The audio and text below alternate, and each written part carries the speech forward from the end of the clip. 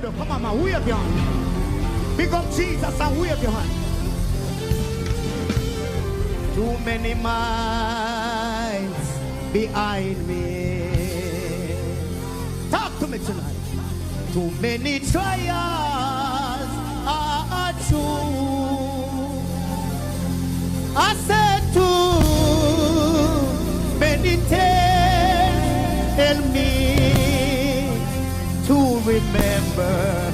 Come on, man, wave your hand, wave your hand. There is too much to give. I want to sing it again.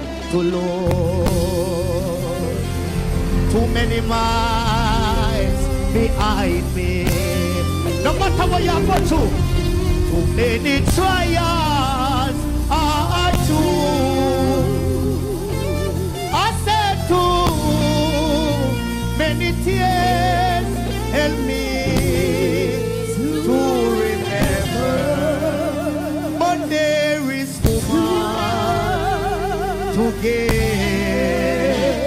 to Lord. Do so. Set up cross the hard burning desert. Sometimes I struggle the right road to choose. Oh you do, but somewhere over there there is cool, clear water, and the thing is one word. Emancipation Park, oh you do. I said to many sons lie beyond the mountain. I said to many rivers my feet I walk through. I said to we have done. I'm waiting over yonder. Oh, there is too much. Oh, to give to Lord. Can I testify? Set up cross the hard burning desert. Sometimes. Say you struggle the right road to choose. I said somewhere over there is cool, play water, and the king is what. Come on, who you done? I don't know. Who am I gonna say? Look for your name, I know. He laid his hands on me, he laid his hands on me, Christ laid his hands on me. Who am I 2,000 Jesus went and died on the cross? Up on the cross, he died up on the cross, he died up on the cross. Sign up me there. We have done. Jesus, do something well. Do something well. Sign up me there. Oh you do. Jesus, do something well. Sign up me there. Emancipation Park. I want you to look for your name now. I have been through the sun.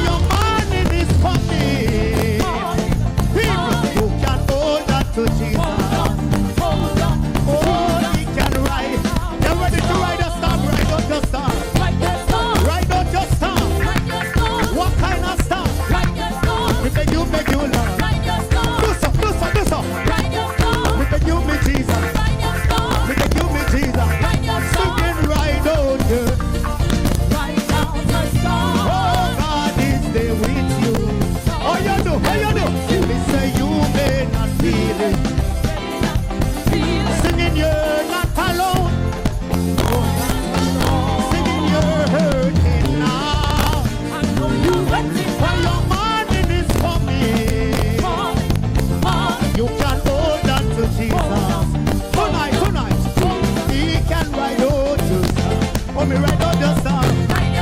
Me beg you, me Jesus. What kind of star? You ready to ride a star? Mama, ride a star, ride a star. Everybody, everybody, everybody. Me beg you, Lord. Me beg you, me Jesus. Me beg you, me Jesus. Me beg you, me Jesus. Me beg you, me. Do so. Me beg you, me Jesus. Singing right out there. Oh, God is there with you. Oh, you know. Me say you may not feel it. Tonight, me say you're not alone. Oh, you're hurting now. Can I testify? When your morning is coming, you can hold on to Jesus. Tonight, he can ride on. Oh, me ride on the star. Ride on the star. What kind of star? Star of vampire. Star of leprosy. They beg you, Lord. They beg you, me Jesus. We have them. Do so. Oh, ride on the star. What kind of star? What kind of star? Walk for your victory. Praise God for your victory. Oh, me ride me, star. Oh, me ride me, star. Oh, me ride me, star. Oh, my ride the star. Ride the star. What kind of song? Me beg you, me Jesus. Me beg you, me Jesus. Me beg you, me Jesus. Oh, you know. Me beg you, me Jesus. Me beg you, me Jesus. We have come. Lose yourself. Me beg you, me Jesus. Hold on to Jesus. He can ride out your storm. No matter what the storm comes.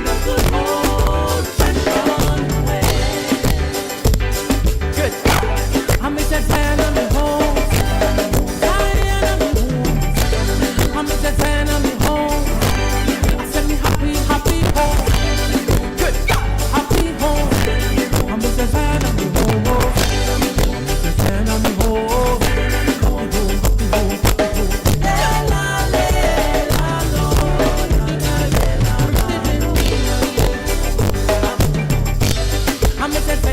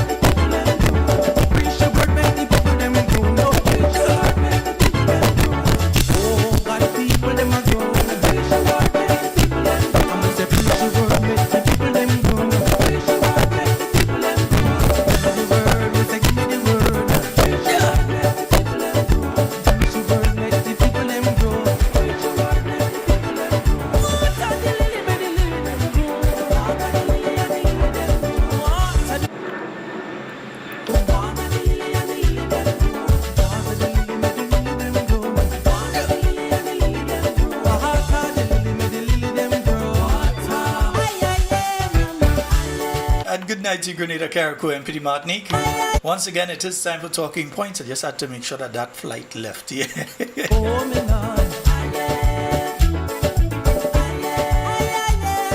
Believe me, I could barely hear me when that plane is passing. Yeah. Under normal circumstances, I don't even notice. So good night to you, Grenada, Carriacou, and Petite Martinique. Those of you listening through the rest of CARICOM, not just the Eastern Caribbean. So those of you listening from Jamaica, those of you listening from Barbados, those of you listening from St. Lucia, St. Vincent, Dominica, Montserrat, Anguilla, Antigua. Yeah, they're getting ready for a general election in Antigua. Bahamas, they're getting ready for a general election in Bahamas as well, yeah? So a special good night to all of you. Our Haitian and Dominican Republic listeners. My good friend Roman out there in the Dominican Republic, good night to you, bro. Buenos noches, yeah?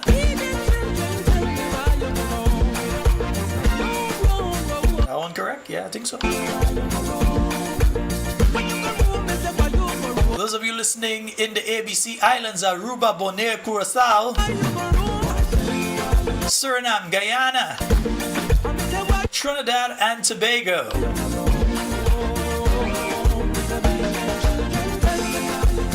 Can't just say St. Vincent, you know, I had to say Union Island before wifey. Good night, Union Island. Bekwe. My good friend who I met on the streets of Kingston, a loyal listener to Talking Points, made me out in a flash. She's just like, hey, Shalan, where you there?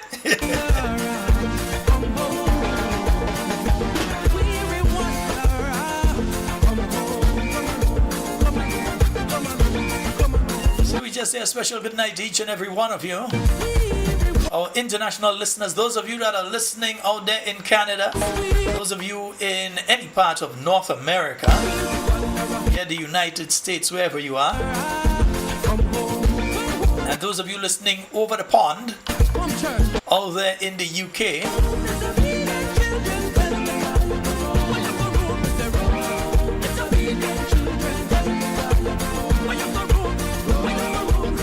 and we say a good night to the listeners joining us via We Noise TV and We Noise Radio. Those of you on the YouTube, my loyal YouTube listeners. And those of you on the Facebook, we say a special good night for you.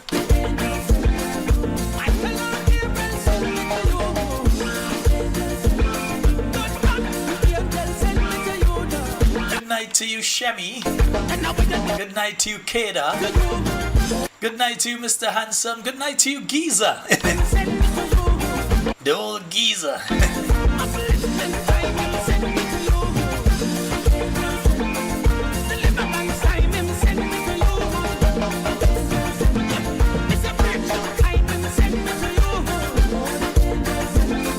As we get ready to start tonight's program, yeah?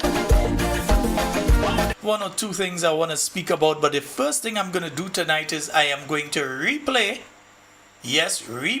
once again that chicken farm. Yes, because I find some people still making fool of themselves speaking about the chicken farm, so we're going to have to replay that, yeah?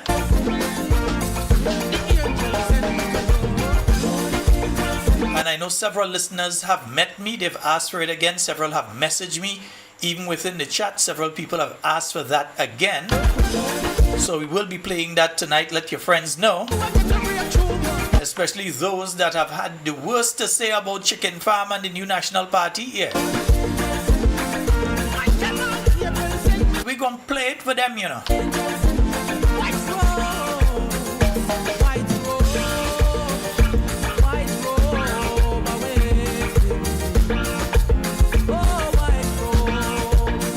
This time I'm gonna have to do it in a different kind of way. For some reason I'm trying to find the original video, I can't find it, so I'll have to play it from when I played it on the show. Don't worry, you go play. You know me how to hide nothing, not telling all you what I'm doing, yeah? So if you see suddenly I appear in a different t-shirt in the middle of the thing, don't worry about that. But I'm going to play that for you in a short. I'm going to play that one for you because I think it's important that you know what went on with that. You see, they talk about the shrimp farm, they talk about the fowl farm, so we're going to deal with the shrimp farm. And afterwards, we're going to deal with the fowl farm. Yeah, fine. Yeah, we go deal with the shrimp farm. And then we go deal with the fowl farm on another ends. Yeah, nice. Yeah, beautiful. Nice. Yeah. I think it's just about time for us to go into that. Yeah, we spend enough time on other things there. It's time for us to get into that. Folks, also before I play that, you would notice as well that we no longer only have the GoToFed, we also have PayPal.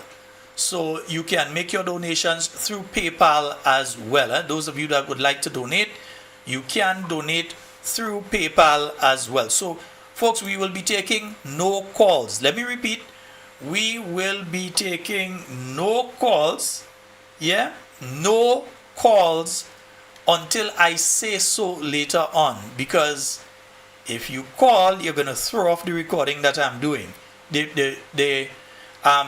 Not the recording I'm doing, but the recording that I'm playing. Yeah? So we are taking no call. Let me repeat.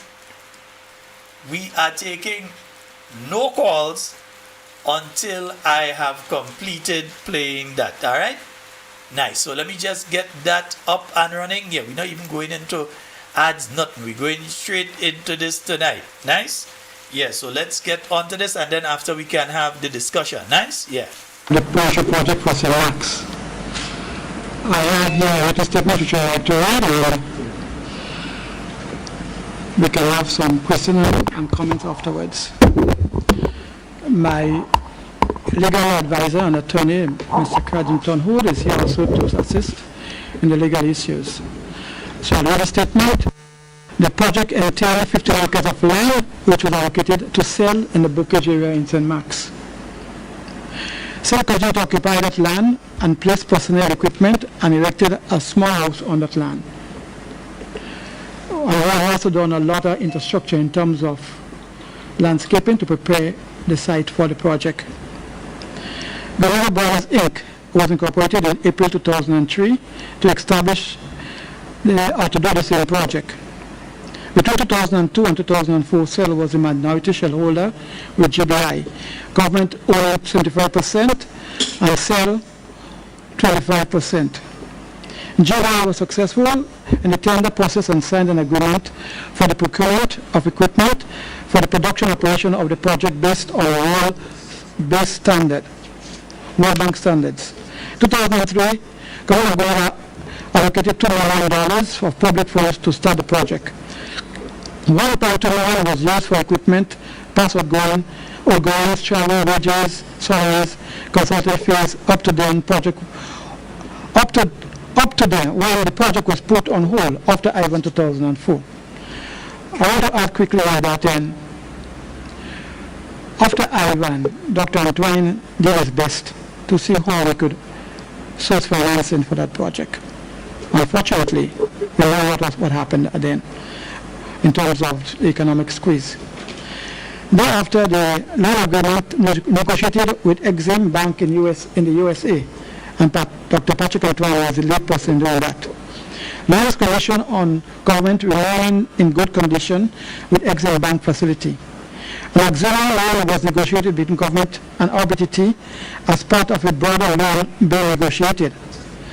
On account of Hurricane Ivan and Grenada's position with Exim Bank, neither of these two loans were drawn, and accordingly the additional funding for the project became unavailable. So hence in 2004, the project was put on hold. As a minority shareholder, I am extremely disappointed at this development.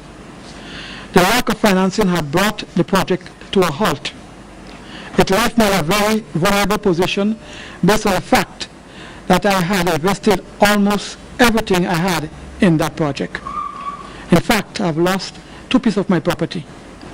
In 2006, I was left to believe that the new NDC government will immediately implement the project, so I enroll in the ranks of the NDC and pursue their objective. Let me say quite clearly, this is not about NDC or NMP, because I was the chairman of the NDC for 3 consecutive years, 2 before the election, 1 after the election. I was a campaign manager for the NDC during the 2008 election. In fact, I blasted NMP about the project on the platform. So, it's not about NMP or supporting NMP, because I was in the bowels of the NDC. I was a member of the executive. The manifesto of the NDC of 2008 election regarding the St. Mark's constituency also contains a statement about the intention of that project. We were told that they will do it.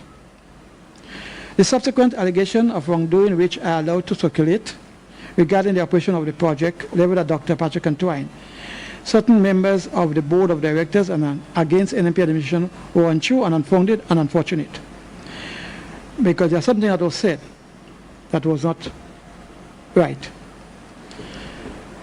I unequivocally and unconditionally apologize for any hurt that was done to him, because I think that he did a good job.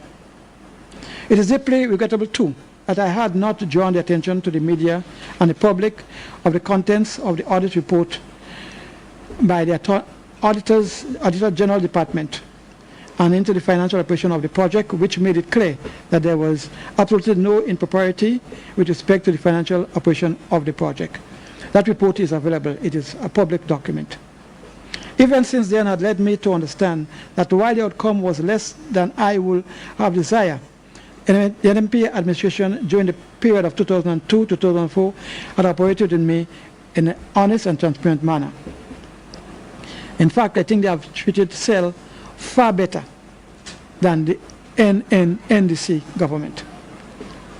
CEL prepared a business plan and held discussion with the Ministry of Finance as directed by Cabinet in 2008.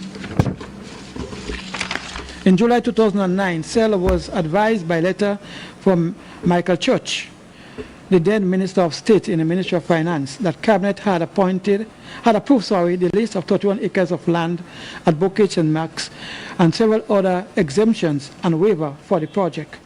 Let me say this.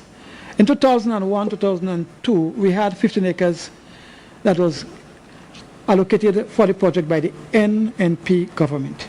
In 2008, I reapplied to reinstate the project, and I asked for additional lands. The NDC government added 16 more acres of land to the project site, hence the reason why we have 31 acres. But previously, originally it was 15, so hence the reason why we had 31 acres of land. There was much delay in the interim and in the meeting held at the office of Panel Foster, that is PKF, that is down at Granance, that is Mr. I will call his name, Henry Joseph's office, on May 27, 2011, at which Government of Grenada was represented by Mr. Chris DeRiggs and also Henry Joseph, because he is one of the government advisors. Government expressed an interest in partnering with CEL for the implementation of the project. I must also hasten to add that even before that, the Minister of Finance, that is the Honorable Nazim Bok, he actually called us into a meeting and told us that government has the money to do the project. Therefore, government is willing to take the majority share in the project and to do the project, and CEL will not be marginalized. CEL will play an active part and a very important role with them. I'll go on. It was decided that a new company will be incorporated to overtake the investment, and CEL was given the assurance that it will not be pushed aside. Unfortunately, my good ladies and gentlemen, Mr. Joseph, in his wisdom, thought it was wise to give CEL 7% shares and give the government 93%, which I bluntly refused to this day. In the meantime, the list document for the 31 acres of land were prepared by the legal department of the government. It was done in 2010. That document was kept in the Ministry of Lands for 1 year, from 2010 to 2011, before it was given to sell. It was given to sell in January 2011.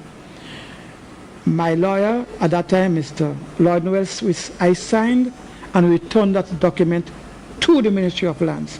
To date, we haven't had no response from them. So in essence, the Ministry of Lands have in their possession a signed document for lease for that said land to Sunset Enterprise Limited. Shell continued to seek partners and investors for the project and had attracted the investors of several investors, and I have documents. Not only that, we brought in suppliers of equipment and services, and I have the books I can show you. We brought in people from Israel, Agotop. They sent down one of the chief in person there to speak to sell in Grenada. We met with the government people and he outlined everything. We have a letter where Agotop was willing to put in 85% of the cost of all the equipment. All they need government support. The Minister of Finance got a letter and he never responded. We brought in people from Colombia and Mexico through a company called ITA. They was also willing to put in 25% of the cost of the equipment as equity in the project, and not 25% as a soft loan to assist us. To date, that has not materialized.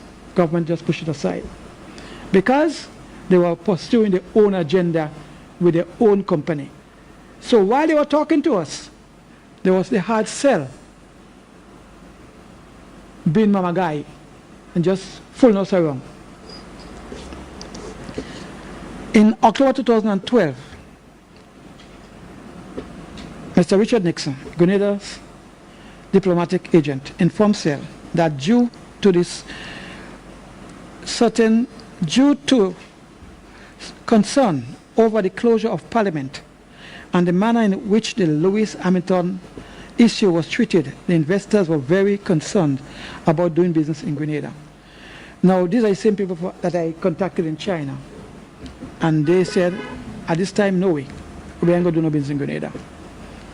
By letter of December 13, 2012, from the PS of Lands, Shell was informed that government of Grenada had decided to discontinue negotiation for the lease of the land. The problem here is we were not negotiating anymore. We had already passed that stage. We had a signed agreement, a signed offer that we gave to them, which they didn't even respond to.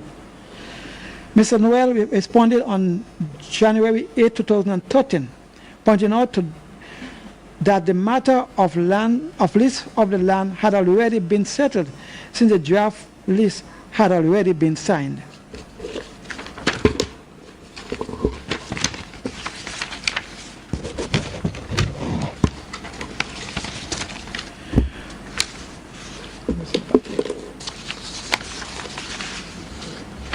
Right.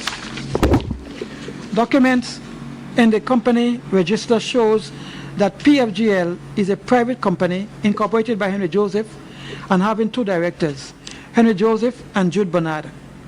And let me add here quickly, very quickly, very important. Henry Joseph, who is now the Ayatollah of that company, a one-man quorum. I went to that man's office in 2009, down at Granance, inviting him to come in to Shell as an advisor, a financial advisor to the company. He is now the one in charge.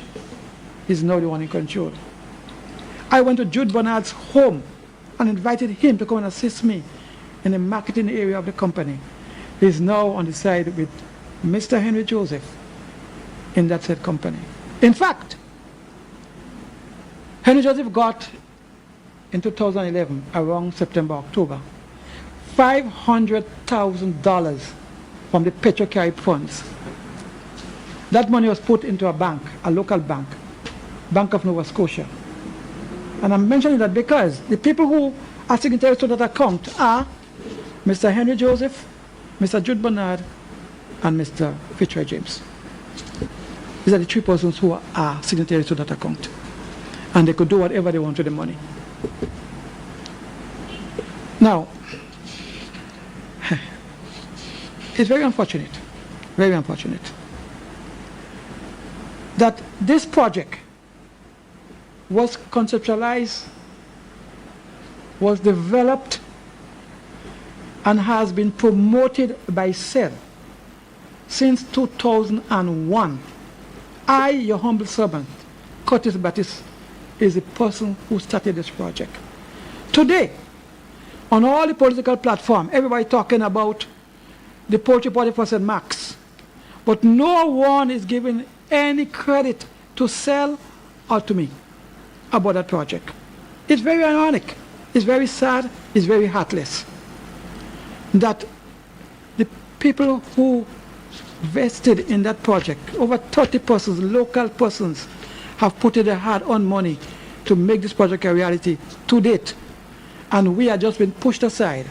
And Joseph and his cohorts are the ones in full control, with the support and permission of the NDC government. Hence the reason why we are here today. I am Kajitan. I became involved in this issue 2 days ago when I was approached by Mr. Baptiste to represent his interest in this matter. As a matter of fact, I have some documents here which the press would be free to have pictures or copies of. So I am here acting on behalf of CEL. Mr. Baptiste referred to CEL. It's Sunset Enterprises Limited. That's what CEL represents. And I would begin with the communication from the Ministry of Lands to Mr. Baptiste. It's a letter dated December 13th, 2012. And that's only about 2 months ago. In that letter, the Permanent Secretary, Ms. Miller, purports to say to CEL that the government has decided to discontinue the ongoing negotiations for the lease of land at Bocage. And remember, that's December. 2 months ago only. The government is saying to CEL, we're not going to continue the negotiations anymore.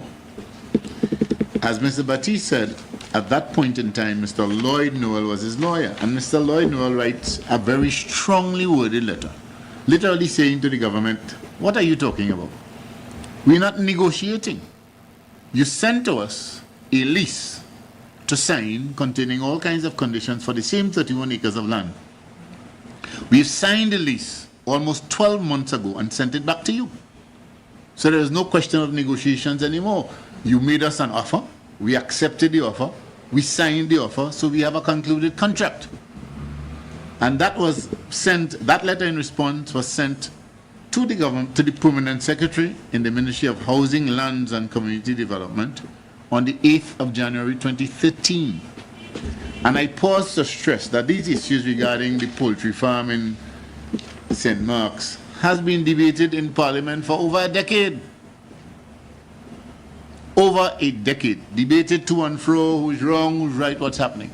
But now, at the end of the tenure of this government, we have a decision being made in December, communicated in December, after a lease has been signed. And here is an issue which I believe has to be dealt with by whoever takes the reins of government. Here is an issue that, on behalf of Sunset Enterprise Limited, and I believe that they have a valid cause of action in this matter. So Mr. Noel says clearly what the position of CEL is. He says they have been occupying the land since 2002, and they've done several things. They've signed the lease, sent it back to you in January 2012, and you have not responded despite many follow-ups. Strange enough, there is a document in the Inland Revenue Department, and I do not know who is the signatory on the document, but that document purports to say that the 31 acres of land are owned by a company called Poultry Farms Grenada Limited. That's what is entered in that document as the name of the owner and the name and address of the person in possession of the land. Cell is saying we have been in possession of the land since 2002. So there is another issue. We have been there on the land. We have allocated resources, we have spent money, we have a house on the land, we have people taking care of the land since 2002. How come this document now, and remember, this document is signed on the 27th of December 2012. And this document purports to say that there is a valuation which is backdated to 1st of January 2001. It's a backdated evaluation of land back to 2001 with an owner, Poultry Farm Grenada Limited. And Poultry Farms Grenada Limited, when we did our research, is a company which was only incorporated on the 13th of July 2011. So let's look again at what Poultry Farm Grenada Limited is. And all you have to do is to look at the articles of incorporation. That document in the registry, poultry farms cannot even say where their registered office properly is. One part of the document says the registered office is in Bukaj, St. Mark's. Another, I don't know if there's any office in Bukaj. Another part of it says the registered office is in Woburn in the parish of St. George in the island of Grenada. That's Poultry Farm Grenada Limited. And I'm reading from the document. You can see the document in my hand. It's there, it's available. Not only that, what concerns me about this company called Cell, Not Cell.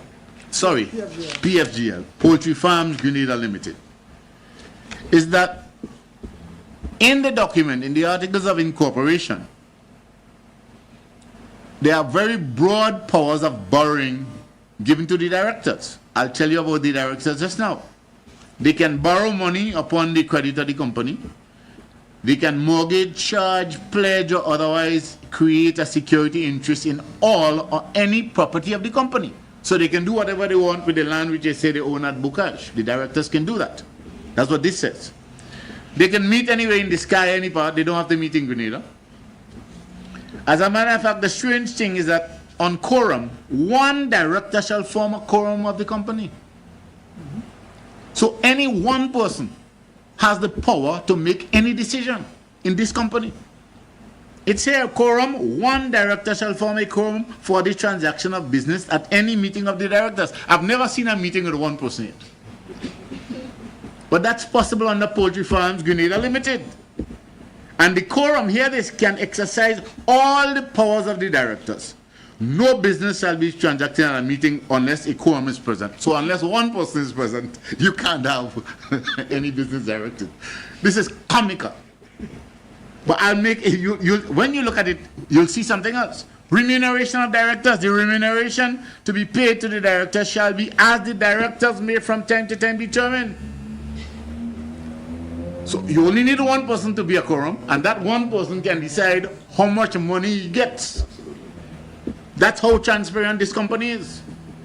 And that is the company that this government has tries to place 31 acres of prime land in St. Mark's into their hand, with all kinds of money that will be coming from investors, borrowers all over the place. 27 million. And hear this now, worse than that. We talk about accountability. This document is saying the director is not accountable for anything they do. You believe it? No director of the company shall be liable to the company for any loss, conversion, misapplication, or misappropriation of or any damage resulting from any dealings with any money, security, or other assets belonging to the company. So I am a one-man director. I can do what I want, and I am not liable. I am not accountable. And I'm going back here. No director of the company shall be liable to the company for any loss, damage, or misfortune, whatever which may happen in the execution of the duties of his respective office or trust or in relation thereto. Unless it says, unless you have the view that he was not in the best interest of the company. But this is crucial. And I am appalled at what is contained here. But I'll take you even further, and I'm looking at just bits and pieces of this document. Execution of instruments. Contracts, documents, or instruments in writing requiring the signature of the company may be signed by a single director. All contracts, documents, and instruments in writing so signed shall be binding upon the company without any further authorization or formality. The director shall have the power from time to time by resolution to appoint any officers. The common seal of the company may be affixed. What this tells me is that whether or not there is a seal, whether or not the company has a seal, the signature of any one director binds the company. And that director, crucially, is not liable to the company for any loss.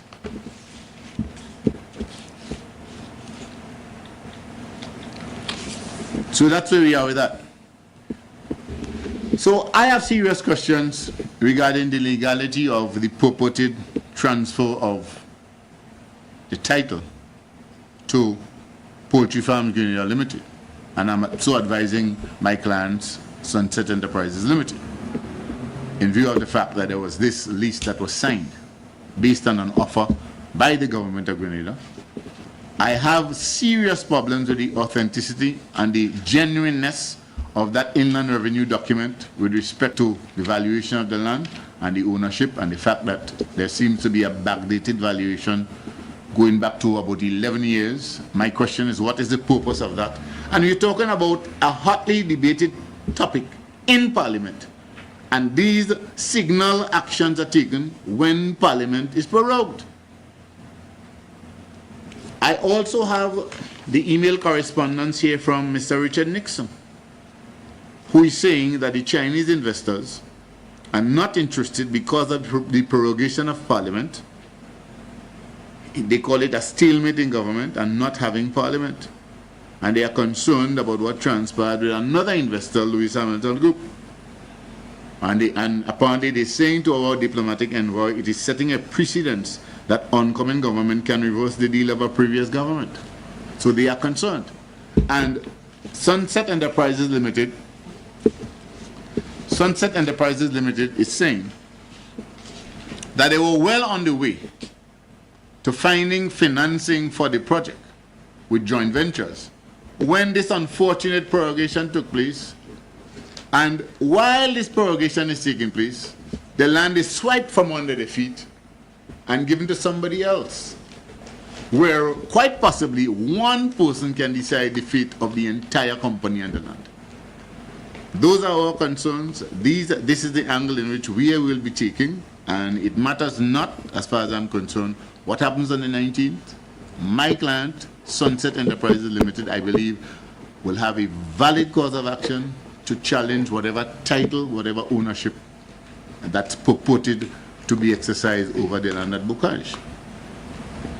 As a matter of fact, I believe they have a strong cause in equity with respect to the conduct and the way in which the matters have been dealt with. And I believe this has been very deceitfully dealt with. Because there you have, up to October, Mr. Batiste and company are trying to find financing.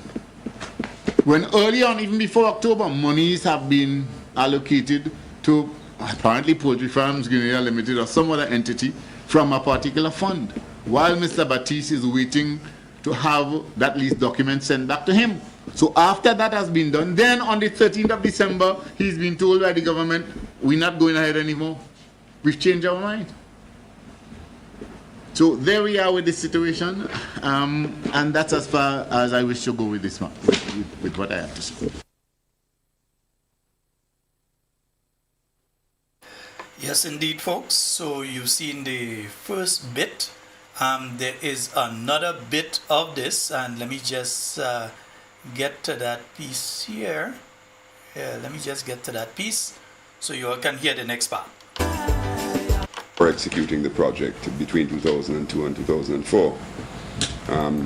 It comprised of 75% ownership by the government of Grenada and 25% ownership by Sunset Enterprises Limited.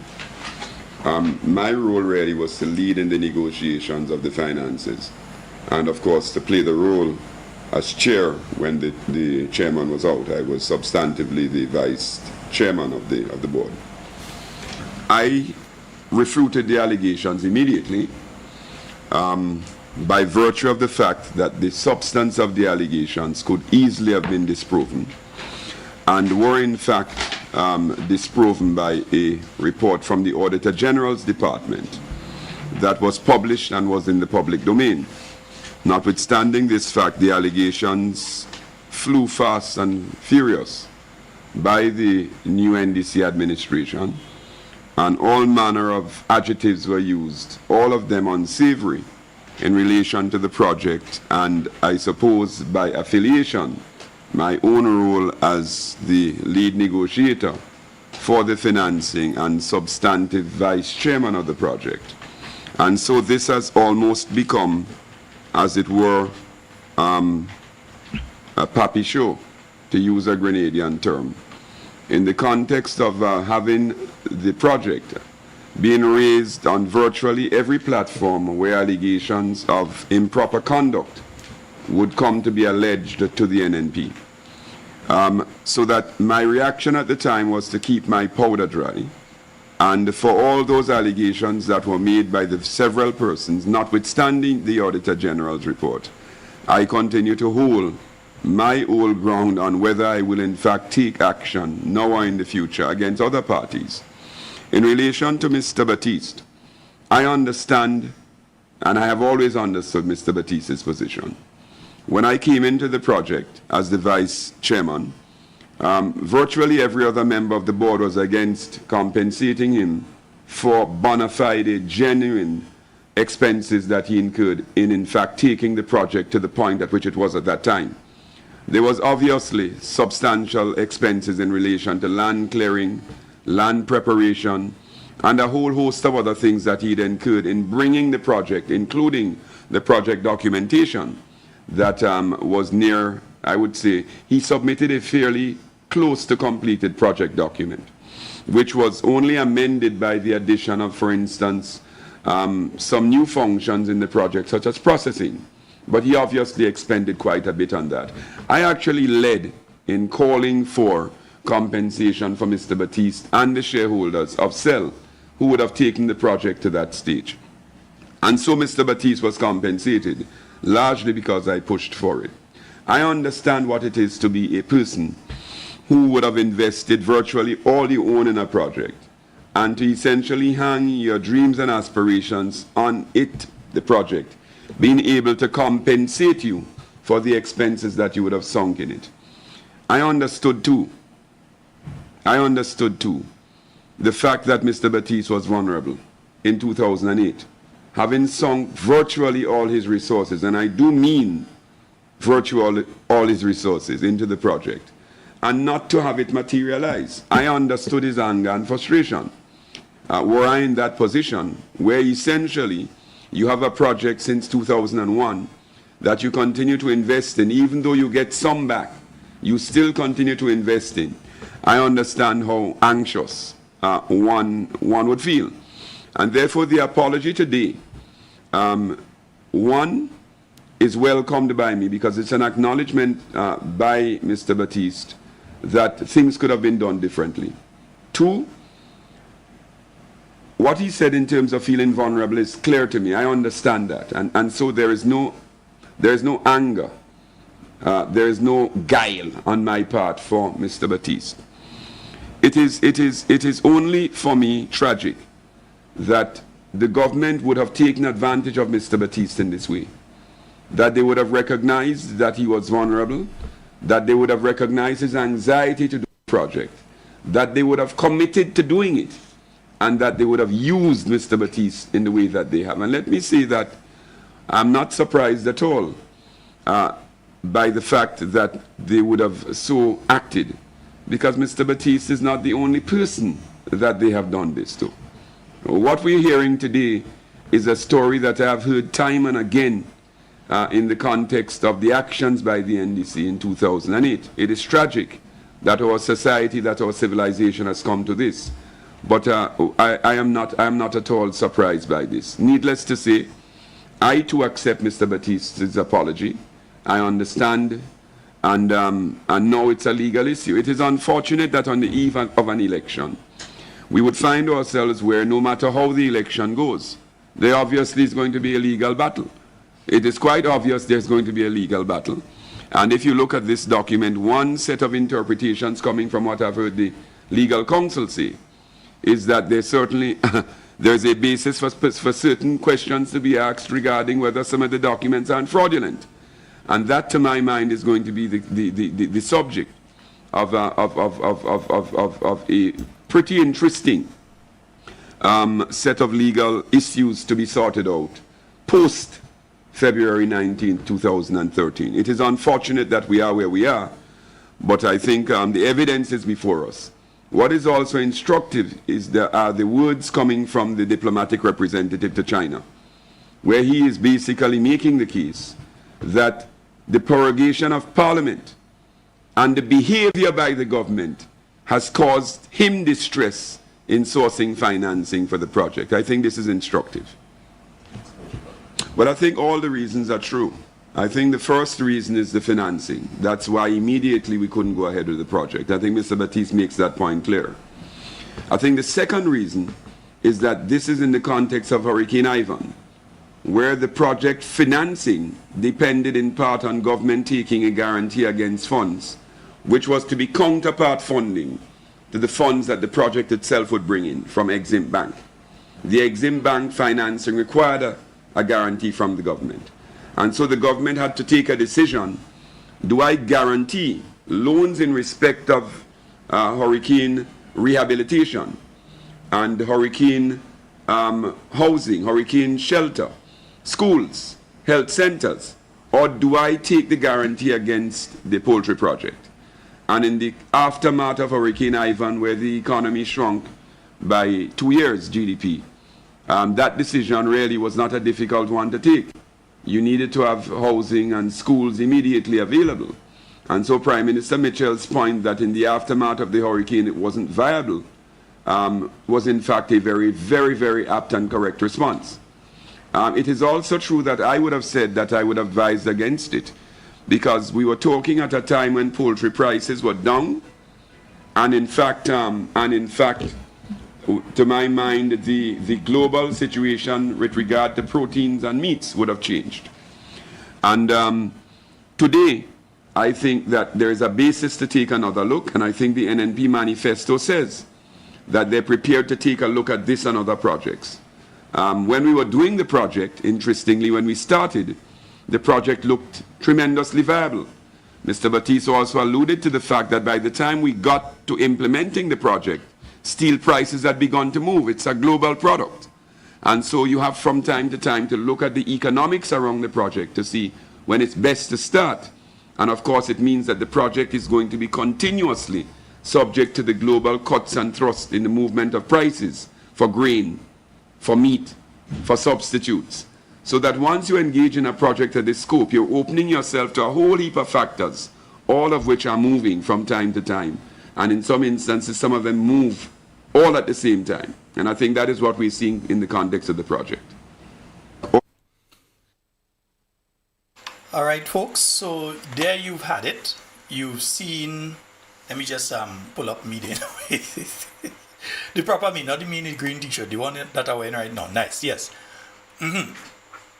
So, yeah, you have seen for yourselves and you have heard for yourselves the truth regarding the fowl farm. I would like those NDC mouthpieces out there and those other people who have been making various statements to come on out and tell us where the NNP did anything wrong in relation to the fowl farm, or where the Grenadian taxpayer lost money that the NNP use a set of taxpayer money and they lose millions in relation to the fowl farm as they are claiming.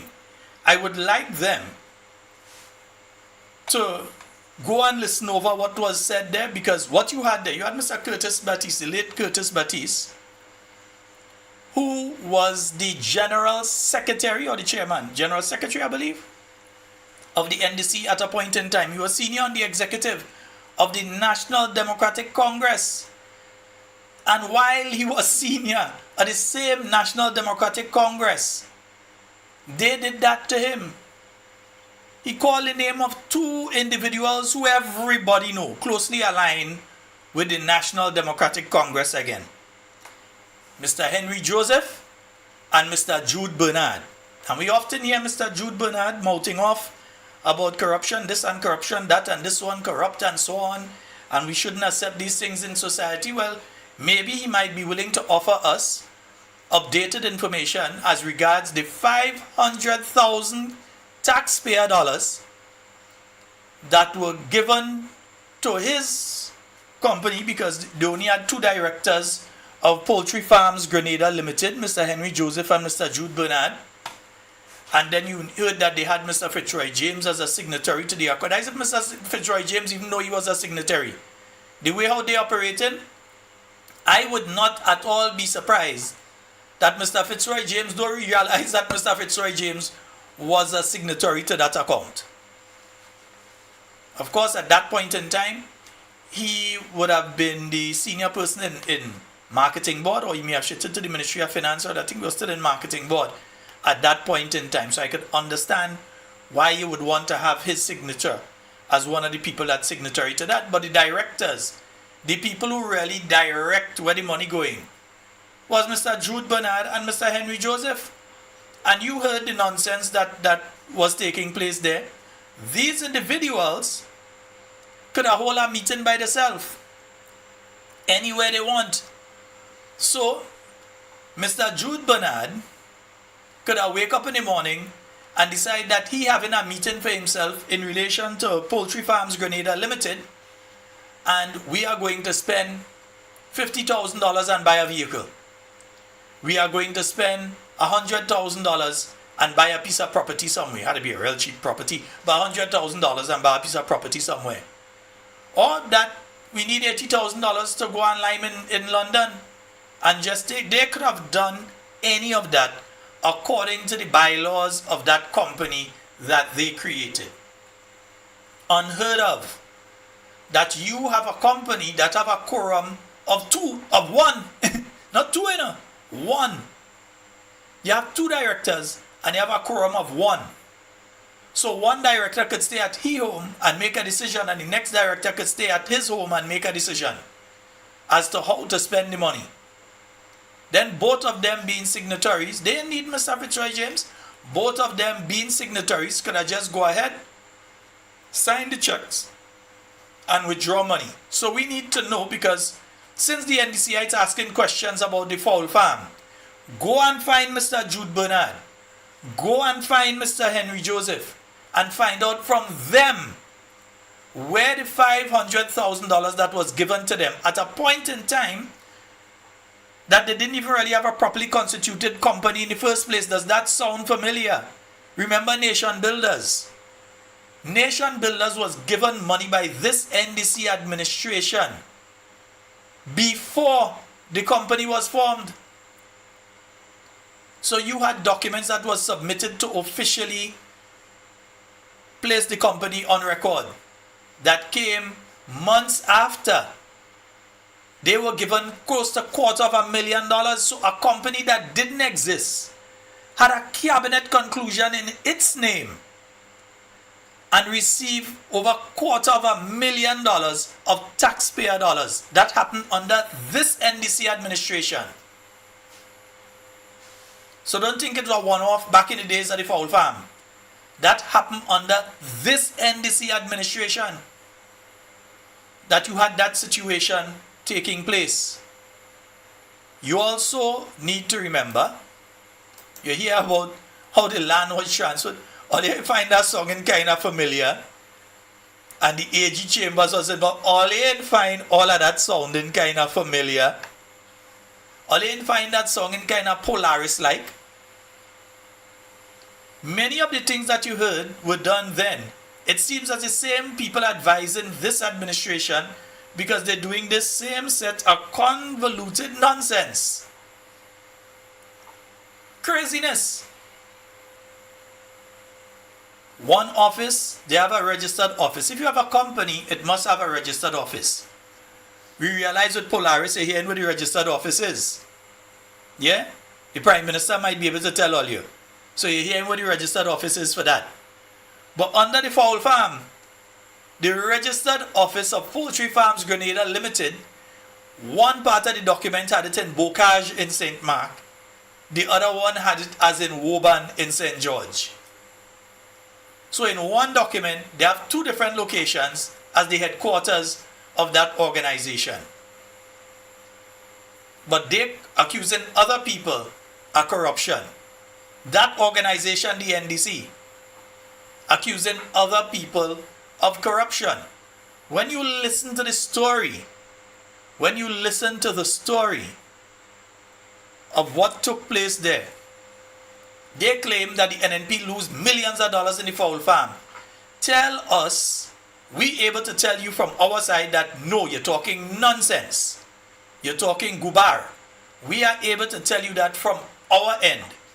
You come and tell us now where NNP lost millions of dollars in the fowl farm. Show us. We could show you where 500,000 was placed there by the NDC when it should not have been placed.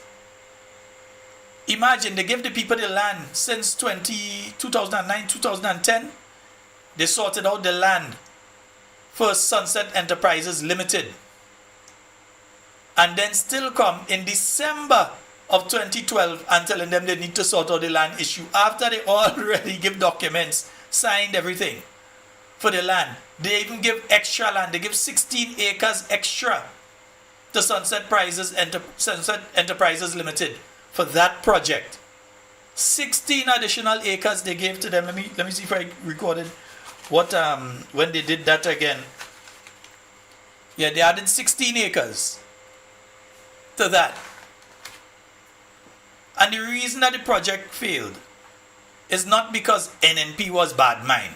And you heard the late Curtis Batiste apologize because he said he hear all kind of statements making and he just ain't say nothing, he just leave it out there. But some wrong statements were being made and he apologized for those statements. And right now, he has died and gone to the great beyond. But you're hearing those statements being made again, but he's not wrong now to say all you're talking stupidness.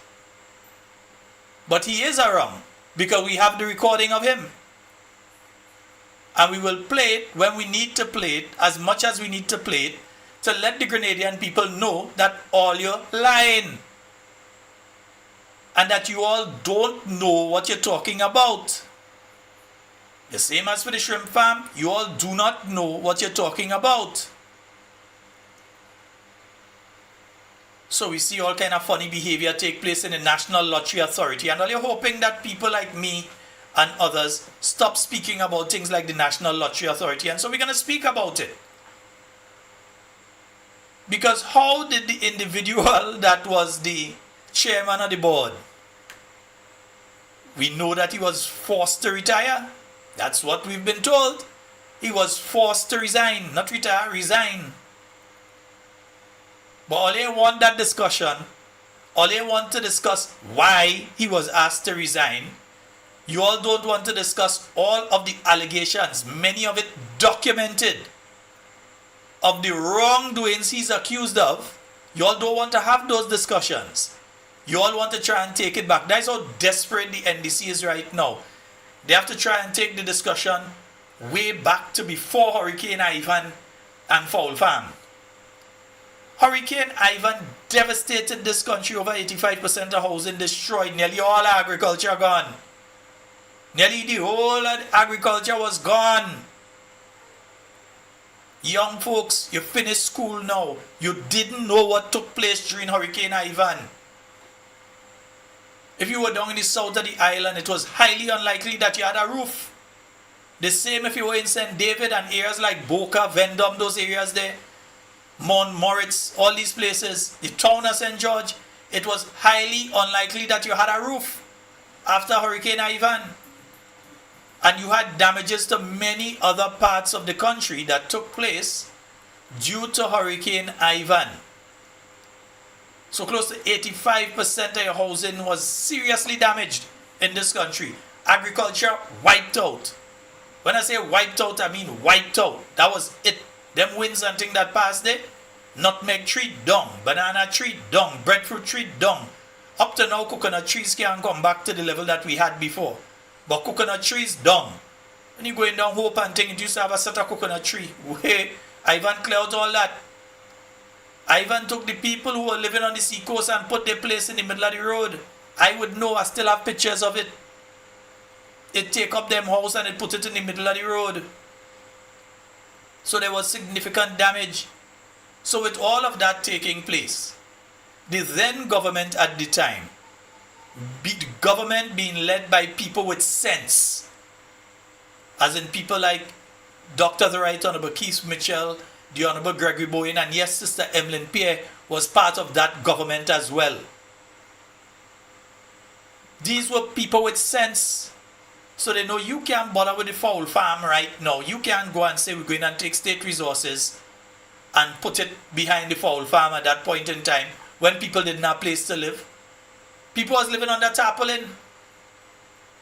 You could not at that point in time say we're going to take money and put in a fowl farm. You had to put the money to safeguard the people of Grenada. You had health centers with no roof. You had schools with no roof. You had homes with no roof. Serious damage. You could not at that point in time, anybody with common sense, and we won't accuse the NDC of having that, so expect the statements that they make. We won't accuse them. Don't go and accuse them of having common sense. Next thing they bring you up in court for lying on them. Don't do that. So we wouldn't accuse them of that. But anybody with common sense would know that at that point in time, what you focus on. That is why last night I was able to pull, where that booklet go now? Yeah, that's why I was able to pull that booklet. Because that booklet shows the work that the New National Party did to build back better. And for all different areas. Yeah? Housing and tourism and all of the different things that were taking place. This booklet has it. And as I said, I'm going to digitize these things and make sure that they're available. Because we have to make sure that people understand where we were and how we came out from there. So then you had Dr. Patrick Antoine after Hurricane Ivan. He had to focus at that time in trying to assist the government in getting funding and so on for the rebuilding of Grenada. And then afterwards now, trying to work along with Cell Sunset Enterprises Limited to get the funding to get the fowl farm back and operating. Well, not back up and operating, but operating. What ended up happening?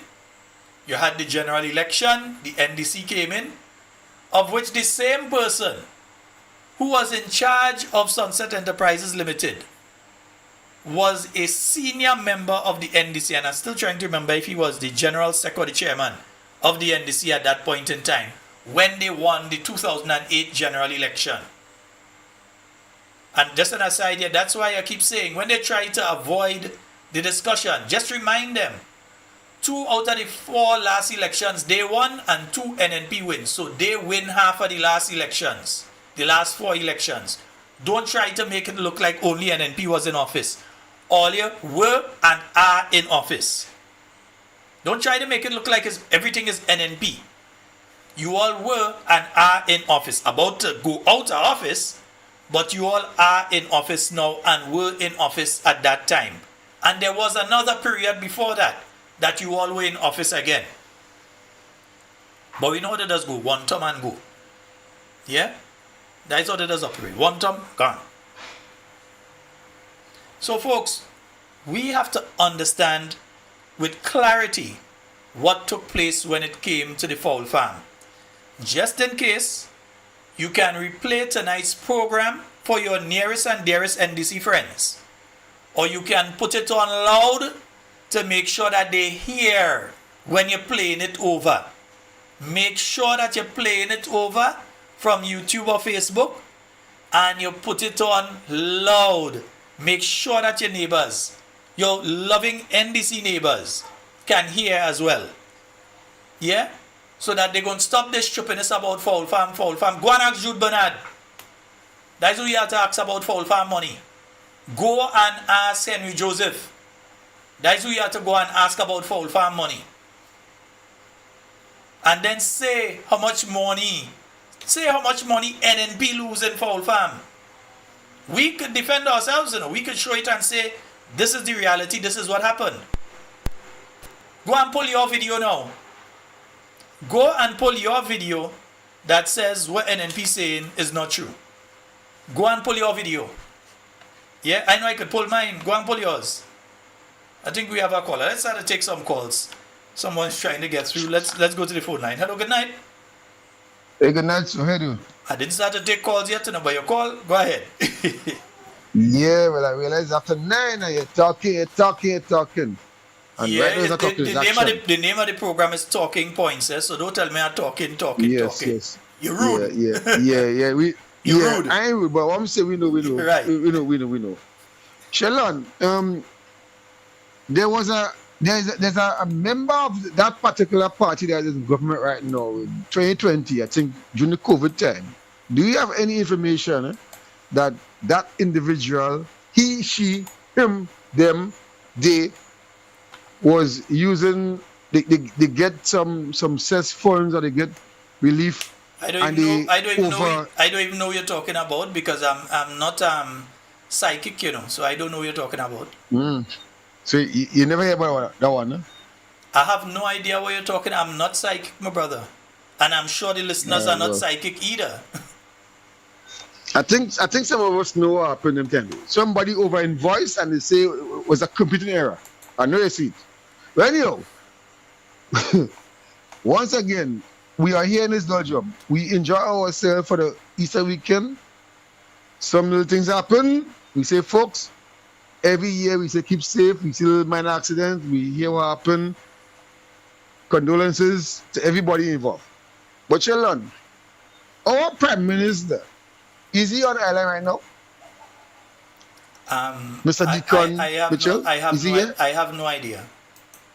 Right, because the reason why I'm asking is that he seems to be, when he's not in Grenada, he's always in the UAE, namely Dubai.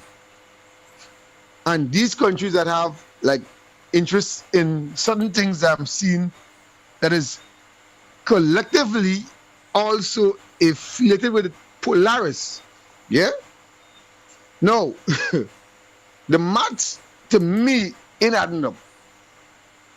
The meaning ain't adding up. So in other words, I will say the NDC ministers, the ministers that is there right now, forget those that is there and who to fire and who go and get an F or I, whatever they're studying. They ain't adding up. Right? What I saw on the 27th, I was literally passing through there and I saw. And I am not impressed and will not be impressed. You know why? Buying something new doesn't mean it can be better for you. Right? Now in healthcare, we know Honorable Anne, David Antoine was in healthcare. We know Mr. Nicholas Steele was in healthcare. We know of all the people that was there on the NNP that was in healthcare. And you cannot tell me that none of these people made an impact in Grenada. Only the blind NDC supporters saying they cannot see what NNP has done for the last 23 years. And like you rightly said last night, I was listening. NDC was there. 1995. They had what? 4 prime ministers? And they have one right now who's the worst in the history of prime minister in Grenada. But, like I keep saying, it's called a cult of personality. And it takes only one person to keep this guy grounded, Mrs. Nolene Thompson. And to you, Mr. Prime Minister Deacon Mitchell, you, Mr. Mitchell, Prime Minister Mitchell, the only reason why you're on the ground right now is because of Mrs. Thompson. And let me tell you something. You see that road coming down from St. David's? I know if it's hole or hole in the road or road in the hole. Sheldon, drive that side. Take your time and drive, come on, please. I will tell me. Have a good night. Boss at a stick. Anyway, all right, my brother. Yeah, boss at the stake, man. All boss man know me, boss at the stake. Yes, indeed. So, folks, we're going to open the phone lines. I didn't say hold on, but we go open the phone lines. 440-7377 and 421-7279. So you can call us on the WhatsApp on either number. All right? Yeah, and who was the minister at that point in time of finance and so and all this rigmarole and hanky-panky and all kind of thing that taking place? Mr. V. Nazimberg. That was the Minister of Finance at that point in time, isn't it? Yeah, so he might know too about the $500,000 that was taken. Yes, $500,000 that was taken and placed in Scotiabank. Well, Scotiabank don't exist anymore. I think they're now, which one by? The Republic Bank now? Yeah, so the money should be in Republic Bank, isn't it? Yeah. Well, maybe it go be there, maybe it mightn't be there. We don't know what happened with the money. We don't know if that money there, we don't know if that money gone. We don't know. But you all can see the parallels between what was said then, and that was a press conference held in early 2013. And you all can see the parallels between the situations, what was being said then, and what you're seeing taking place now. Be it with gravel and concrete, be it with National Lottery Authority, or be it with Project Polaris. You're seeing company created, two shareholders. Who's the two shareholders in that company created for Project Polaris? Who are the shareholders? Yeah? Who are the signatories to the accounts associated with that particular entity? So you all understand how much of what was done before, you're seeing it coming and being replicated for another project now, because maybe people found out that hey, they was able to make some money the last time around when they did something like that, and all of a sudden you see it being replicated at this point in time. So company being formed. And again, don't think it's just Project Polaris. A lot of you forgetting nation builders. Because I think many of us have taken our eye, and Nutmeg State does always say, boy, you have to go back to something, and Nutmeg State is right. Because we take we eye off nation builders, and who know what has possibly taken place under nation builders. We don't know if some people end up building themselves instead of the nation.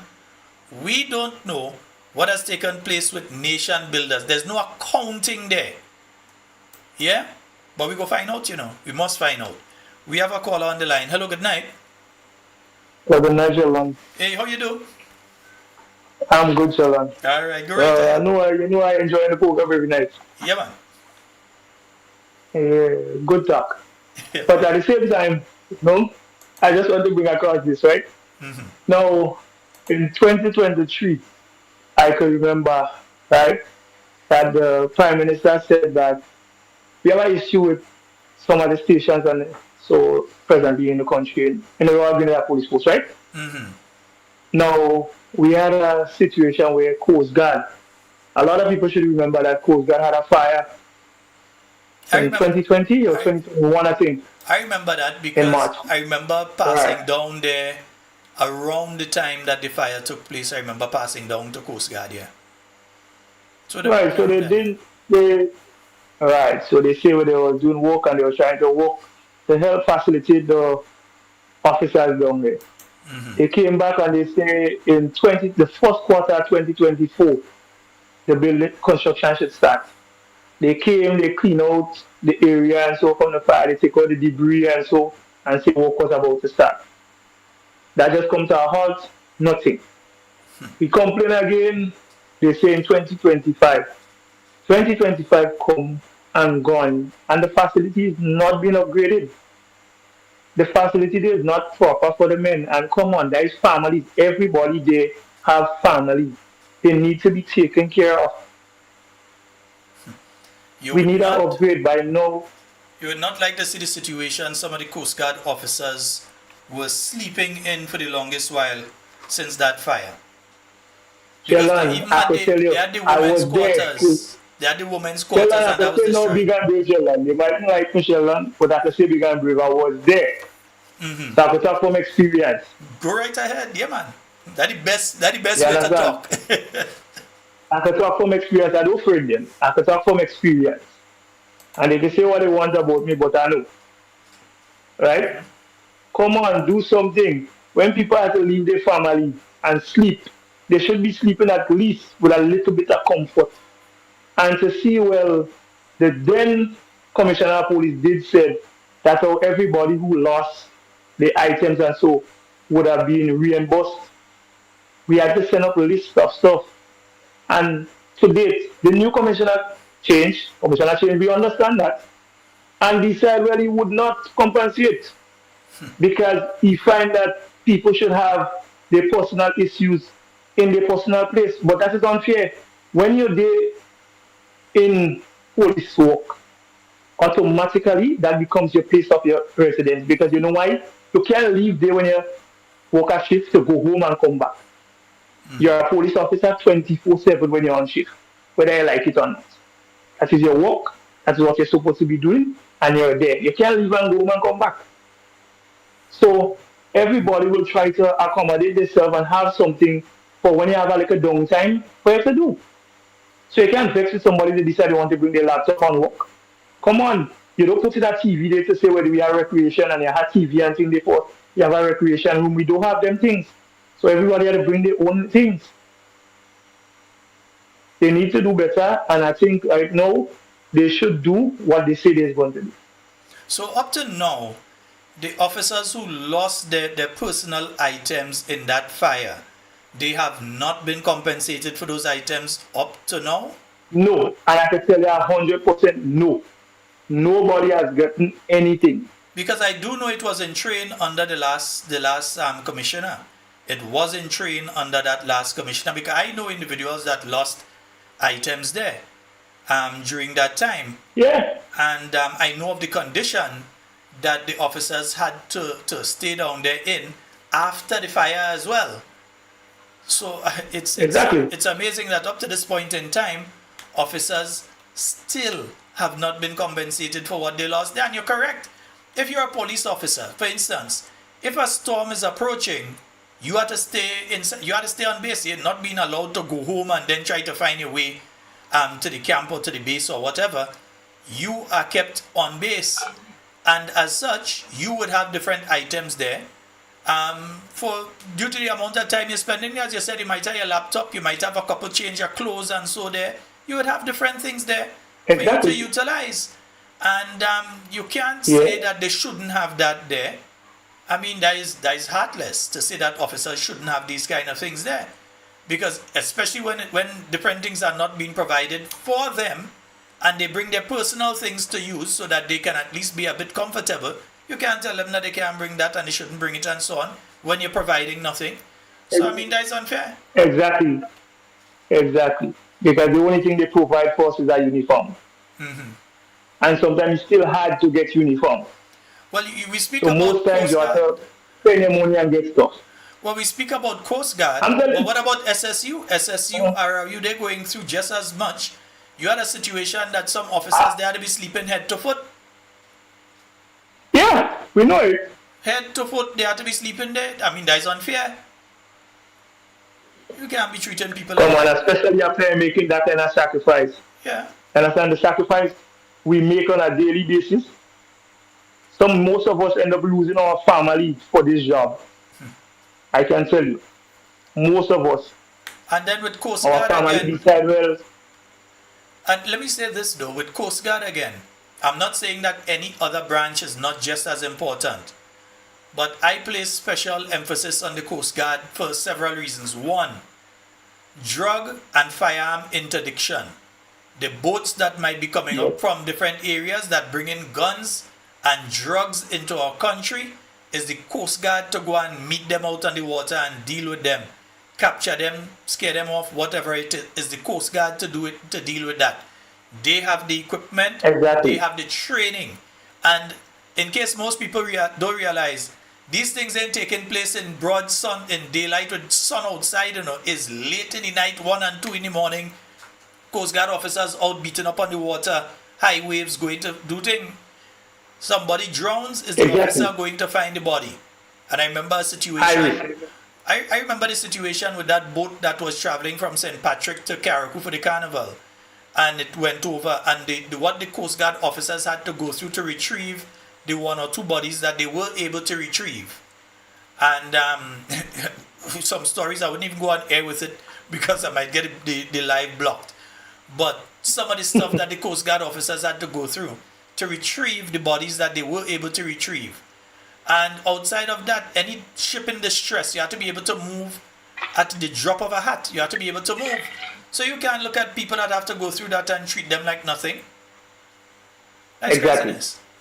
Yeah, it's craziness. So all I'm asking for, I'm pleading for them to hasten their step and get something done because you don't make any sense. For a man to have to go through all that and cannot perform his job properly because he does not have the necessary things that is needed, it will be hard. So I'm just pleading for them to look into it still, as they already told the people they would have looked into it. We haven't seen anything being done. So Prime Minister, we want you to pull your weight. Come to us and say, well, this is the situation, or let me see some work start happening. Because with the bramble thing, we fed up with it. Thank you, Sheldon. All right, my brother. Thank you so very much. Yes, indeed, folks. 421-7279 and 440-7377. Only on WhatsApp. You can only call us on WhatsApp on those numbers. You may have to put 1473 before it. But you can only call us on WhatsApp on those numbers. You can't get us. If you call direct, it go ring. But we can't answer it through the system that we have. We cannot answer it there. Just a reminder again, yes, we do now accept donations through PayPal. Let me put it up again there. Yeah, so you could send something through PayPal to us, right? PayPal.me/SheldonScott473. Yeah, that's the PayPal account that you can utilize. And you could send a little something through the PayPal as well. Because, you know, we do need the assistance. And I keep repeating it because we do need the assistance, yeah? And for those of you that have assisted, we want to thank you all so very much. And for those of you about to, we want to thank you all as well. All right, so 421-7279 and 440-7377. Those are the numbers for you to get onto the inside of tonight's program. Yeah, and there is another issue, you know. We talk about the Coast Guard officers, we talk about the police officers, the RRU, the SSU, the on-the-beat police officers from the different areas. But you know, there's also an issue with the prisons. Yeah, there are lots of issues that are taking place with the prison officers as well. And let me warn that you don't play with prison officers. They are literally, not just figuratively, literally the gatekeepers that keep us protected. While the Royal Grenada Police Force go and capture the prisoners, when they are put into the prison system, is the prison officers that have to look after them and make sure they don't escape. And even protect some prisoners from other prisoners. Yeah, all of that they have to do. They have to protect prisoners up there from other prisoners who may prey on them. They have to protect the general public from those prisoners.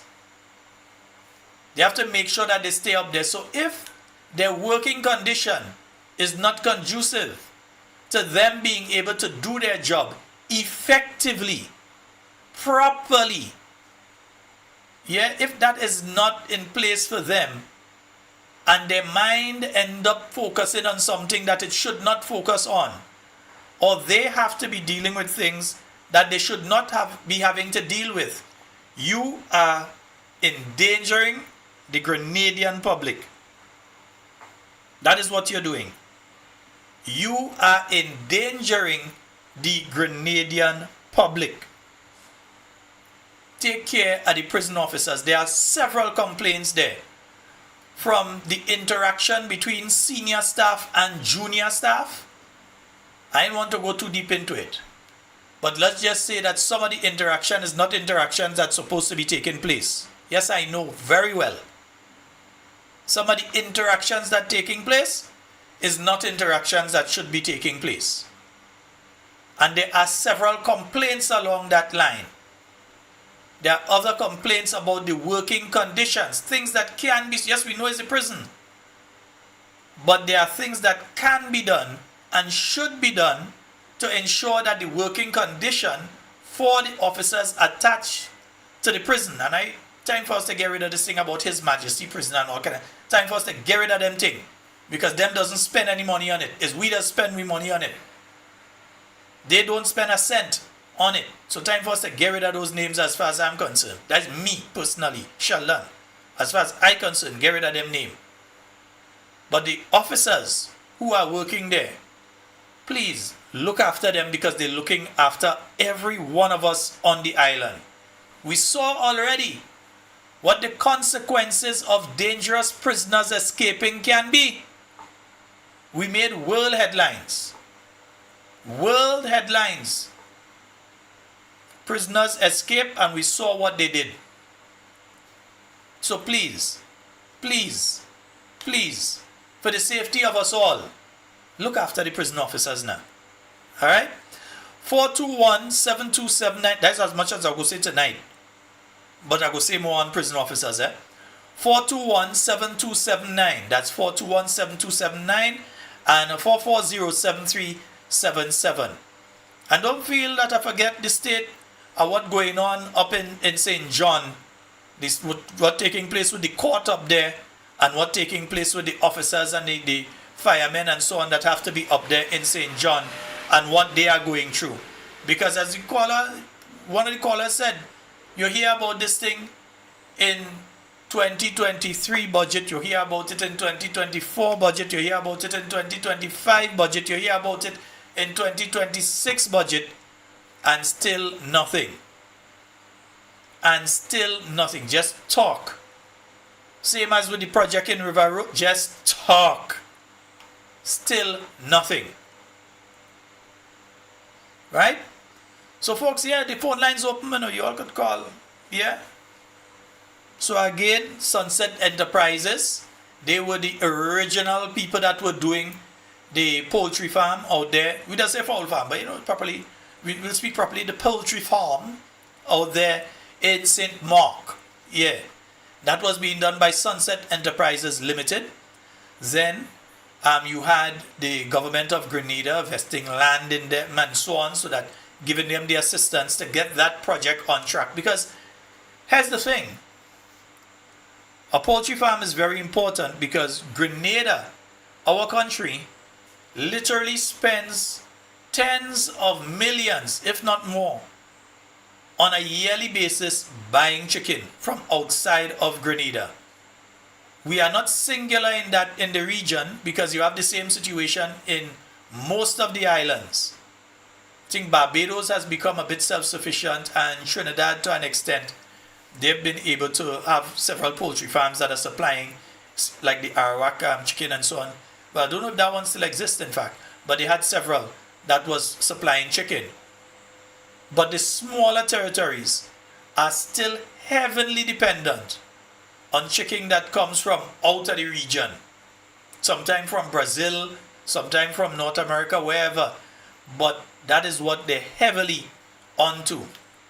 And if we are able to supply the local market, you may not ever be able to supply 100% of the local market, but at least if you could supply a significant portion of the local market, you will cut the amount of foreign exchange leaving our country.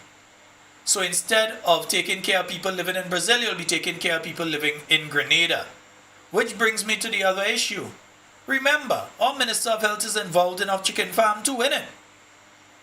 And we are hearing that that chicken farm may have benefited from various government assistance.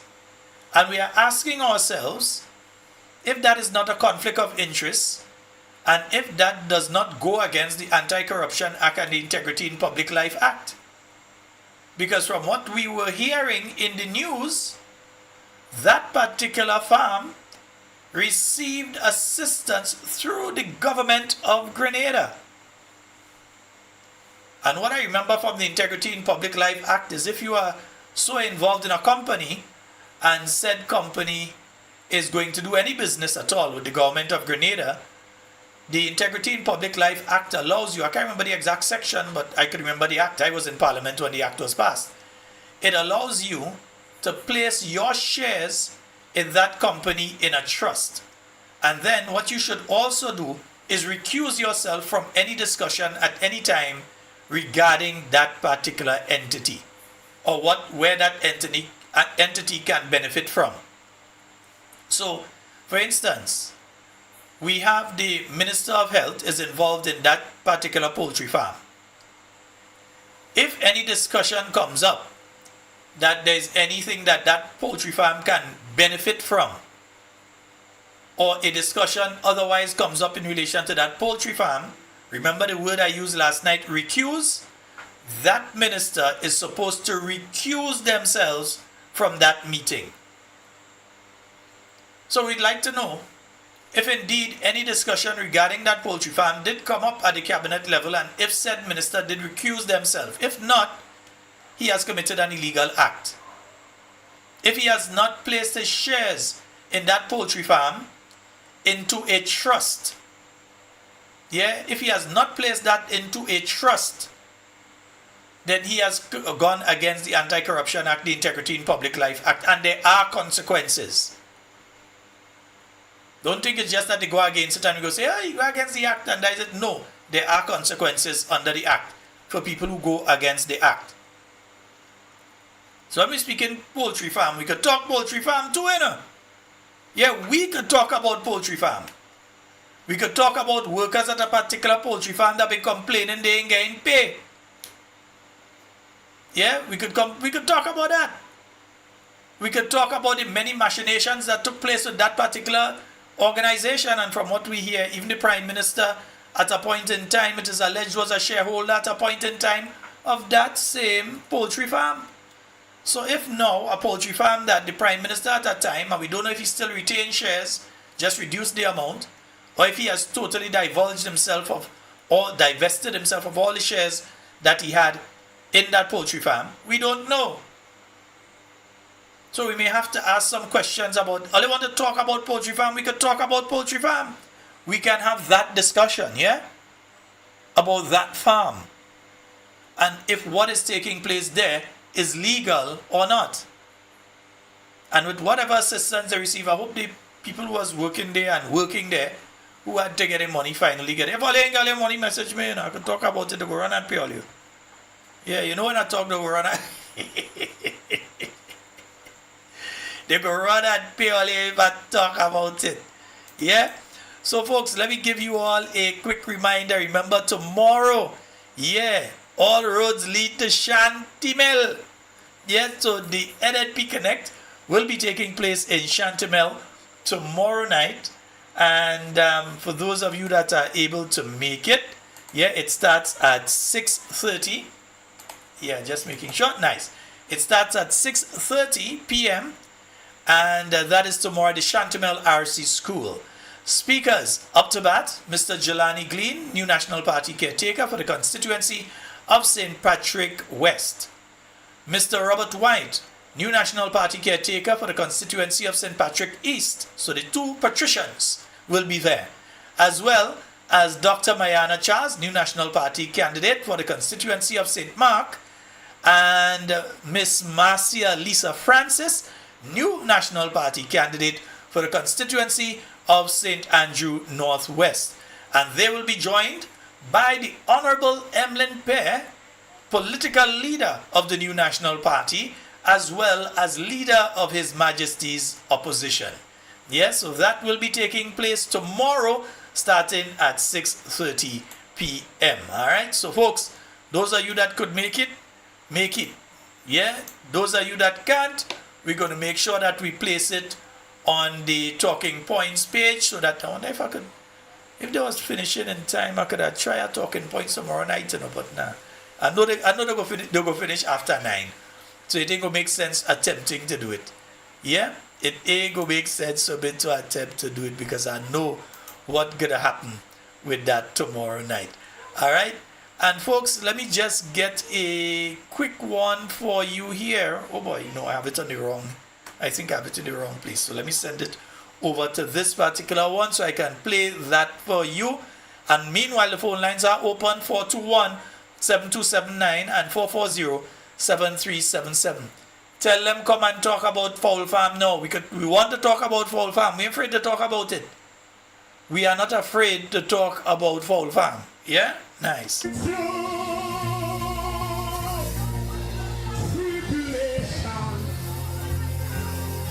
some people never know say you're gonna listen tonight, you know. I have been through persecution.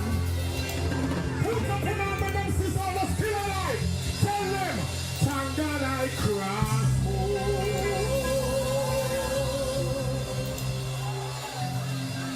are some people when most of them cross.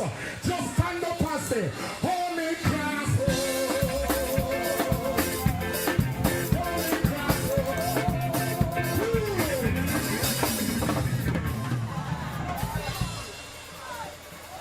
Yeah, folks, so I want to play a news item I saw that came out this evening.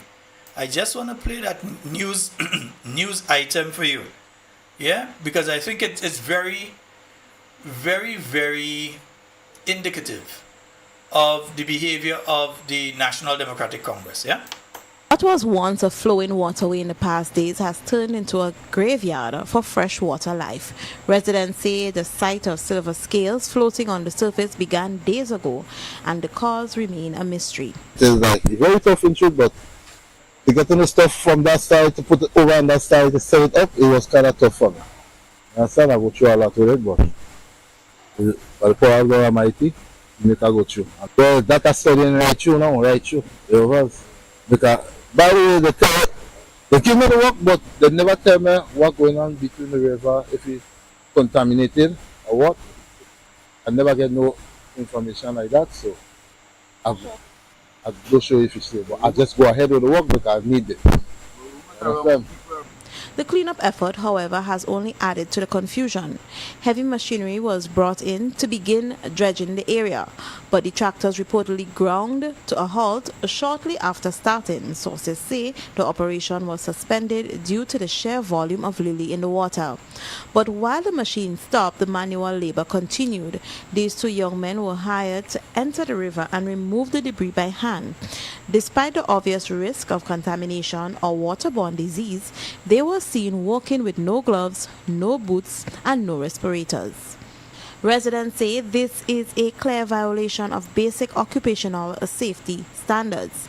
If the water is toxic enough to kill fish in mass, the risk to human life and respiratory system is extreme. Reports are that the water samples have been taken for testing. In the meantime, the residents of River Road are demanding to know why these young men are working without protective gear, and more importantly, what exactly is killing the life in the river. The young men began working around 1 p.m. on Good Friday, and after 9 in the evening, they were still on the job. One of the hired young men says he took the job because he wants to add value not only to his life but also to his family. This morning, well, I start around, let's say, well, not really this morning, but it's around after 1. I really start the work. Until all now, we're going to work still. The kind of work we're doing is to get rid of this water lily and out of the river. To get the river clear. Well, the equipment I'm using is my hand. Yeah. That's the only thing I'm using. Yeah. For MTV News, Rachel Bain. So if nothing else tells you people of River Road, Dabo, the town of St. George, that people like Claudette ain't care about all you, that should tell all you. If nothing else says to you, these people don't care about me, that they can take these young men, and remember, while I was in the water the night I was telling you all that this thing taking place, and they didn't even give these guys protective gears. So these guys using their hand in contaminated water because the fish has died. We don't know. If it's mercury in the water, these guys in big trouble. If it is mercury that was in that water or some kind of thing like that, we don't know what it is. that was in the water that caused the fish to die. And if it will kill the fish, you know what it's going to do to the humans. But they need the money. They need the assistance. They need it. So they go and they're fighting up and trying to do it in the dark. They had them there taking out this lily and taking out the dead fish and all these things out of the river. If you're doing something, do it properly and care about people. It seems as the DC and NDC means don't care. Because they don't care, never do care, never does care. Because they do not care.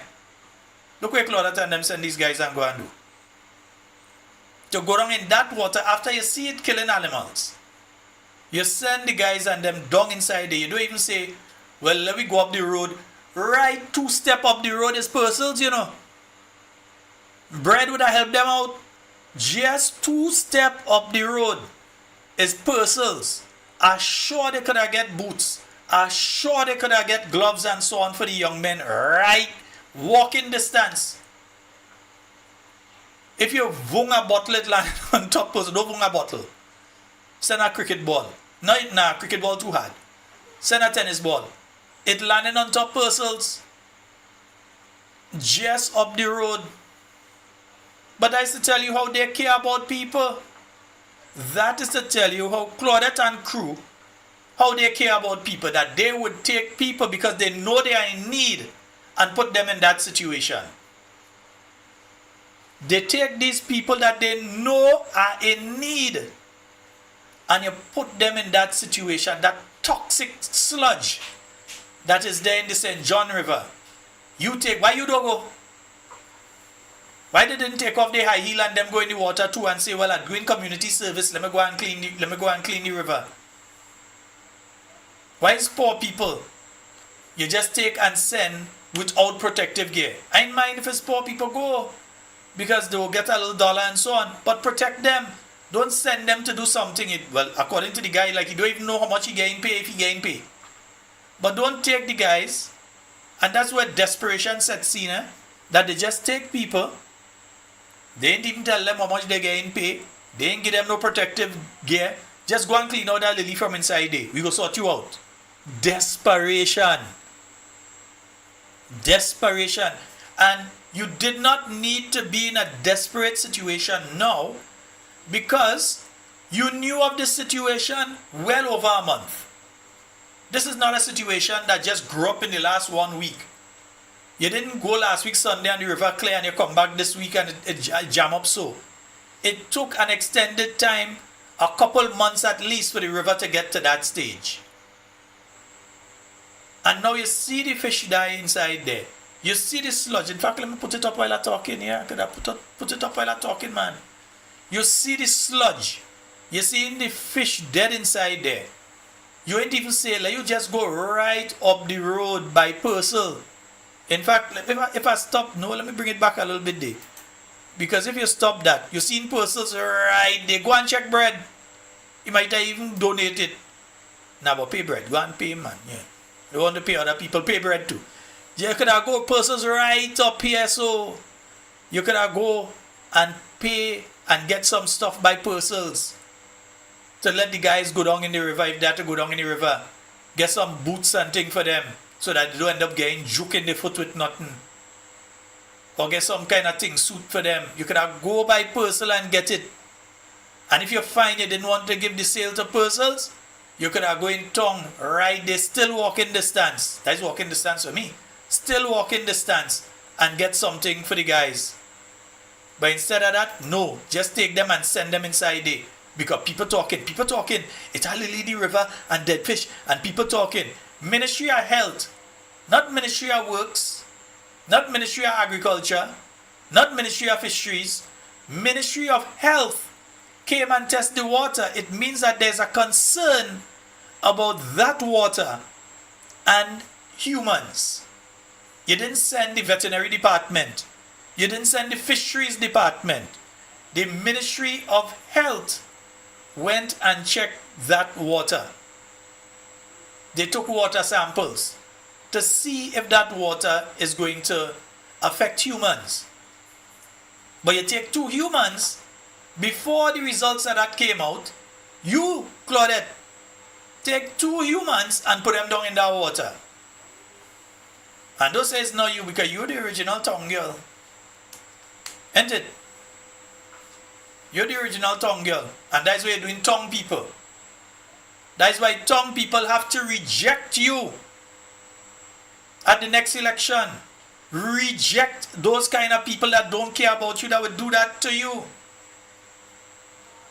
Walking distance, not even 5 minutes away from being able to buy gloves and buy boots and whatever other protective gear is available there. You might not want the water to splash up in the guy them eyes, so you might say you get a goggles for them or something, so in case water splash up, you don't know if fumes are coming out of the water, because you test the water, you ain't get the results yet, so you don't know if fumes, dangerous fumes, sulfuric or otherwise, are coming out of the water that could be damaging the guy's lungs and respiratory system.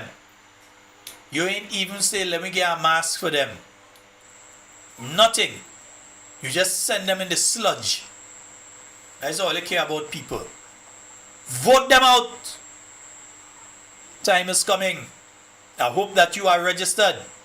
I also hope that you all have utilized the opportunity to make sure that everybody else that needs to be registered for the mission at hand is registered as well. There are those who are planning by any means necessary, legal and illegal, to remain in office. And the way for we to deal with that, the way that we address that situation is vigilance, and to make sure that we do the work that has to be done now and not later. So we have a responsibility to make sure that our children that can vote are registered to vote, and that we inform them of the reason why they need to vote. Because it's one thing to go and get a person registered to vote, and now they have a voter's ID card that they can use as a, they go into the bank, they go in different places, they could use it. That is one thing. The other thing is to make sure that these individuals know the reason that they're going to vote. That the young men and young ladies of River Road realize that the present administration will take you and baptize you in toxic sludge just to try and save their face, save their image. They will take you and baptize you in toxic sludge, and they will not ensure that you are safe and you are protected. And then they come and call themselves one of you. Which one are you? There was in the drain, there was in the river too? Well, it continually drain me because the state of that right now. There was inside there too. There's one of you way. You see them down inside the river cleaning it? Big tractor come. Operator turn it on, thing, watch thing. Nah, can't take that chance. Tractor is nearly $500,000. Can't take that chance and go for it to end up Kilkete down inside the water. They, problems. Turn it off and go away. And he's right. Because just a couple days before, if you look at the news report, they did state that they're going to have to put some boulders there for the tractor to be able to drive along to remove that thing from in the river. But you know, if they go and they place the boulders, what's going to happen? You're going to end up constricting the river again, and when the water comes down, what's going to happen? So you know what is taking place with these people. There's no proper thought in relation to getting things done. It's just slap, dash, slap, bam. That's how they operate. So you have a responsibility to vote them out. Don't find that they ain't enough. Vote them out. And remember, a vote for anything but the new national parties, a vote for the NDC. You're helping the NDC to stay in office. Give your vote to the new national party. A vote for anything other than the NNP. All kind of this P and that P and this C and that thing, all kind of thing. No. A vote for any of them is a vote for the NDC. Because they want you to take your vote away from the NNP. They want to try and take as much votes away from the NNP. You're wise enough. You know what they're doing. We are not fooled by what they are attempting to do. We know. We all know. But we have to make sure that the others who may be fooled or may be being fooled understand as well, to save Grenada, it is only the new National Party that can do it. The NDC have their chance and you're seeing them fail spectacularly. You realize they're all about the razzle and the dazzle and not about the reality of what you and your family are going through.